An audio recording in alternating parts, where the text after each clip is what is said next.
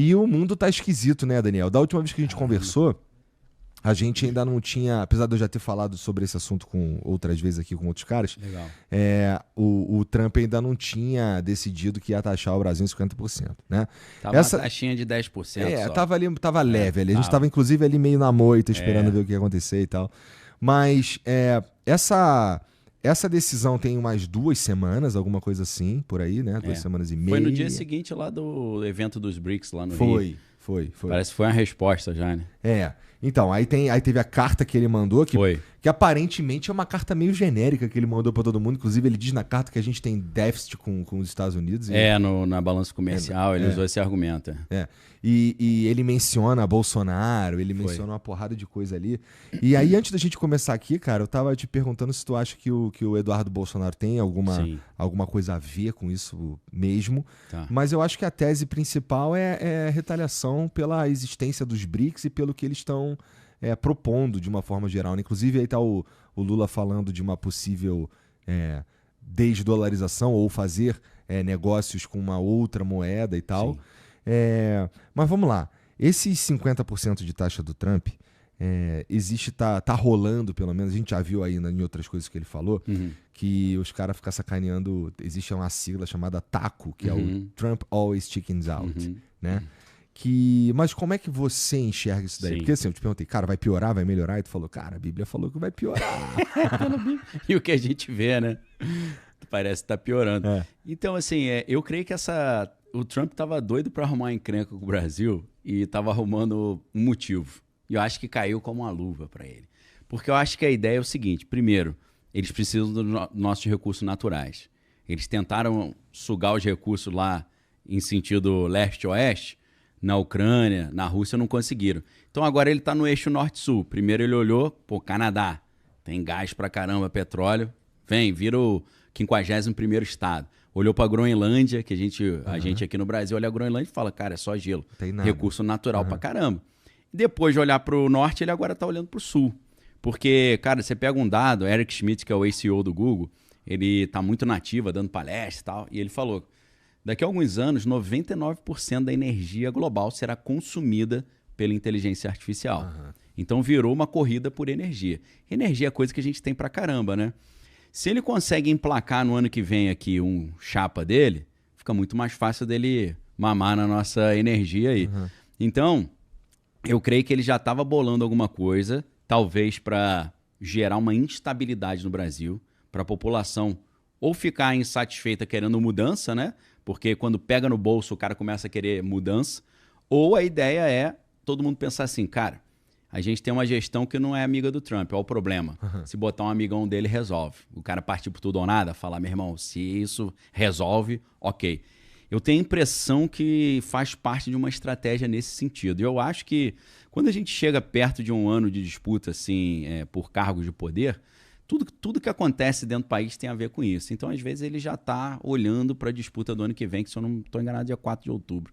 Eu acho que ele está de olho em 4 de outubro e querer gerar uma nova situação a partir do caos. Tu acha que os brasileiros estão engolindo isso legal? Porque assim, eu vejo que, primeiro, pra ser sincero, eu não vejo a galera falando muito disso daí na rua. Não tá, porque não tá em vigor ainda, ainda 1º de agosto. Começou a doer. Não. Né? Mas os caras do governo estão lá se reunindo com empresários e tudo mais e tal. Então tá todo mundo meio que sentindo, ou não é nem sentindo, tá todo mundo encarando a possibilidade do pior cenário possível, que é no dia 1º, de fato, entrar em vigor essa taxação aí. Isso. Mas, não sei, cara, porque assim, eu conversei com os outros caras aqui e eles estavam bem mais tranquilos no sentido de, não, cara, ele sempre volta atrás. Provavelmente vai ter uma taxa, mas 50% provavelmente não. E tudo mais. E tem alguns setores brasileiros que já estão tomando as precauções, né? Os caras estão já adiantando as exportações ou mandando uns dólares lá para fora, né? Com certeza. Então, assim, olhando os dados, né? Se você pensa assim, além do que a galera já falou aqui, os dados econômicos são sempre interessantes porque eles antecipam o que vai acontecer. Na época que estava tendo que os Estados Unidos entraram no conflito contra o Irã, o petróleo não tinha subido tanto. Então, alguns analistas como o Cobice Report, ele já estavam falando, cara, isso é sinal de que não vai durar muito esse conflito. E o cara acertou. Eu achei que ia durar mais, mas ele acertou. Apesar de que eu creio que esse conflito vai voltar. Provavelmente. Ontem a gente teve... Saiu uma matéria de um perfil que é de finanças chamado Financialot. E ele falou que o Trump falou que vai voltar com a guerra no Irã. Só que eu cacei, fiquei 2 horas caçando essa notícia, não encontrei. Então, ficou como boato. Mas o grande detalhe, eu acho, aqui, é que, por enquanto, parece que não vai ter nada demais. Senão o real já tinha caído mais em relação ao dólar. O dólar teria subido mais. Eu não sei quanto é que está hoje, mas devia estar 5,45, 5,48. Se realmente fosse ter um negócio catastrófico, já estava mais 6. Então isso é um sinal de que a galera não está crendo que vai acontecer alguma coisa, que eles estão achando que vai ter alguma solução. Talvez essa demora do Brasil dar uma resposta oficial tenha dado para alguns setores ali que estão analisando, falar que acho que não vai rolar nada demais não, se o Brasil já tivesse esperneado. Uhum. Mas eu acho que não é isso, cara, porque a gente tem 2 caminhos aqui. A gente tem o caminho da Colômbia ou o caminho da Rússia. O que é o caminho da Colômbia? A Colômbia, o Trump impôs tarifas, o presidente reclamou, depois ele apertou o negócio, o cara recuou. Uhum. Será que vai ter um recuo de alguma parte? Não sei. Na Rússia já é diferente. Quando começou a guerra na Ucrânia, os americanos retiraram a Rússia do SWIFT, começaram a impor sanções, congelaram bilhões dos bancos russos na Europa. Então, eu creio que a gente ainda tá difícil de analisar. Eu acho, aí tem gente que fala assim, poxa, mas se o Trump fizer isso, o Brasil vai quebrar e tal. E se o objetivo dele for quebrar o Brasil mesmo? Eu tô achando que ele tá a fim de quebrar o Brasil. Entendeu? Mas será que isso é capaz de quebrar o Brasil? Porque, essa pergunta é boa. Porque assim, o Lula, ele não parece estar querendo dar nenhum passo para trás, né? Na verdade, ele está sinalizando o contrário. Está sinalizando ali, pô, que ninguém manda aqui e tudo mais. Soberania e tal. Nesse sentido, eu concordo. Assim, a princípio, ninguém devia poder mandar aqui mesmo, tirando nós, com as merdas que a gente faz aí, né, meu irmão? Faz um monte de merda, mas é a gente fazendo, né? Ninguém fazendo por nós. E por outro lado, calma aí, tinha Puta, esqueci. Fugiu? Não, é que você tava falando que ninguém tá querendo recuar. Parece que ninguém vai recuar. Ninguém tá querendo recuar mesmo. Então, mas tinha um outro... Apesar de que o Trump sempre às vezes dá uma recuadinha no chicken out, né? Mas assim, nós não estamos querendo... lembrei. Nós não estamos parecendo muito que vamos recuar, ou pelo menos assim como Estado, né? O governo. Acho que não. Parece que não. Parece que não. E assim, essas taxações ao Brasil, tirando... a gente está falando majoritariamente de commodity. Sim. Né?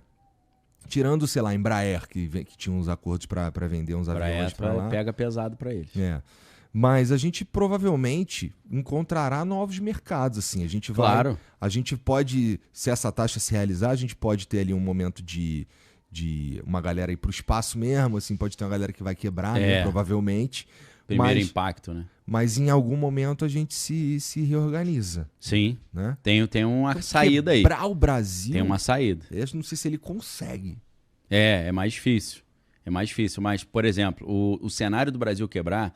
A gente tem, por exemplo, 3 cenários. Tem um cenário de risco mínimo do Brasil quebrar, um cenário de risco moderado e um cenário preocupante.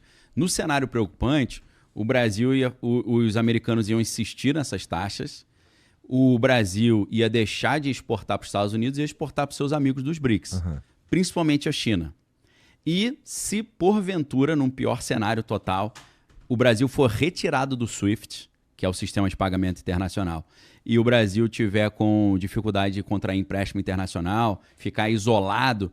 Caso a OTAN e a Europa, a União Europeia, também imponham tarifas sobre o Brasil, o que não está descartado, o Mark Rutte, que é o secretário-geral da OTAN, ele falou isso na mesma época que o Trump falou. Porque o que o Trump falou um tempo atrás, antes de chegar a essa ideia da tarifa? Ele falou, olha, os 3 vilões que estão patrocinando a Rússia na guerra na Ucrânia são China, Índia e Brasil. Eu falei, pô, mas por quê? Que eu tô fazendo? Ele falou, são os 3 que compram petróleo e diesel russo. Mas a Europa também compra... Com certeza. O problema é que o Brasil, cara, depois de 2022, quando começou a guerra na Ucrânia, ele se tornou o maior consumidor de diesel da Rússia. Então os caras estão olhando quem mais compra. A gente é um dos que mais compra aí. Aí o canhão virou para cima da gente. Entendi. Aí eles falaram, vocês estão financiando. Parem de mandar comprar esse material da Rússia porque vocês estão financiando a guerra. Se continuar, a gente vai botar tarifas. Aí é o Senado americano, na pessoa de um cara loucaço, Lindsey Graham, ele falou, nós estamos com um projeto de 500% de tarifa em quem comprar material da Rússia. Esse é maluco. Esse é malucaço. Mas é poderoso pra caramba. Ele tá em vários comitês e tal, comitê comercial, comitê de inteligência, é veterano. E ele disse, esse Lindsey Graham, que o Trump gostou do projeto e falou que vai assinar se chegar na mão dele. Você fala, pô, mas não é fixo 500%. Ele falou que é de 0 a 500. Então o Trump pode escolher 2 ou 499, né? Então, pô, isso aí seria preocupante pra caraca, né? Então, essa galera que tá nesse grupinho, Índia, China e Brasil, a gente pode desviar as nossas exportações para eles. Só que aí o que acontece? Se eles desligarem o SWIFT e talvez até desligarem o GPS, que ainda tem essa questão, a China ia oferecer esse serviço para a gente. E já está, isso já meio que está acontecendo, porque ontem chegou o Union Pay ao Brasil, que é o sistema chinês de pagamento. Quando eu olhei, você viu isso? Não vi. Foi ontem. Vinculado a uma fintech nacional que vai oferecer esse serviço. E eles estão programando para até o final do ano já ter serviço de cartão de crédito. Porque o que acontece na Rússia, por exemplo, e aí em vez da gente ir no caminho Colômbia, se for para a Rússia, Visa e Mastercard não funciona mais aqui. E aí como é que fica? Aí vem o CIPS, que é um sistema chinês, e mais o Union Pay para fazer esse pagamento. Só que aí o que acontece? A gente fica na mão da China, meu irmão. A China está com alguns problemas porque o crescimento chinês está abaixo do esperado, tem algumas questões internas também complicadas. Então, se a gente ficar dependendo da China e a China meio que der uma pipocada, a gente vai pro saco junto. Então, esse é o cenário do Brasil dar uma quebrada. A gente teria que se desligar completamente dos Estados Unidos, o que tudo aqui que a gente está falando é muito improvável, a chance é mínima, mas se você me perguntasse, Daniel, qual seria o cenário pior podrão que poderia dar uma quebrada? É esse cenário da gente ser desligado do comércio internacional, substituir o nosso sistema de pagamento pelo sistema chinês e a China ter alguma dificuldade econômica e uma crise lá, resvalar numa crise aqui. Seria essa dificuldade. Mas lembrando, é um cenário altamente improvável. O mais provável é que seja um cenário, uma crise mais light e daqui para frente, quem sabe, se os Estados Unidos conseguiram chegar a um acordo comercial até com a China, pode chegar com o Brasil também. Né? Então pode ser que haja um meio termo. Essa é a esperança. Mas eu acho muito prudente, às vezes, a gente viver um lema que é espere o melhor, mas prepare-se para o pior, né? Para você não ser pego de surpresa. Você não vai ficar igual maluco, mas você pode, cara, se acontecer, eu tenho um planinho já. Não vou botar dinheiro nisso nem nada, mas já pensei sobre isso. Eu acho que vale a pena pensar nesse momento. Agora, se a gente tiver outros fatores, né? Tem pessoas que acham que as tarifas americanas podem quebrar os Estados Unidos, podem quebrar o mundo. Se a gente pega, por exemplo, eu sempre parto daquela ideia, né? Quem não conhece história está fadado a repetir os erros do passado. Essa ideia de tarifa é uma ideia que Napoleão Bonaparte usou quando ele fez o bloqueio continental contra o Reino Unido, né? O que ele falou? Ninguém vai poder mais comercializar com o Reino Unido para sufocar o Reino Unido. O que ele fez? Ele quebrou a Europa e quebrou a França. Ele tentando quebrar o inimigo, ele se quebrou. E aí começou o contrabando, começou o mercado paralelo, a galera começou a fazer... O Portugal, a família real veio para o Brasil, continuou fazendo esse comércio. Então, assim, isso já aconteceu algumas vezes, e ao contrário do que o Scott Bessent, que é o secretário do Tesouro, diz, que tarifa é deflacionária, vai baixar o preço, porque as empresas vão voltar para os Estados Unidos e aí vai ficar tudo mais barato. Só que, até a empresa voltar e ficar mais barato. Não, aí tá de sacanagem. Aí tem uma infra, né?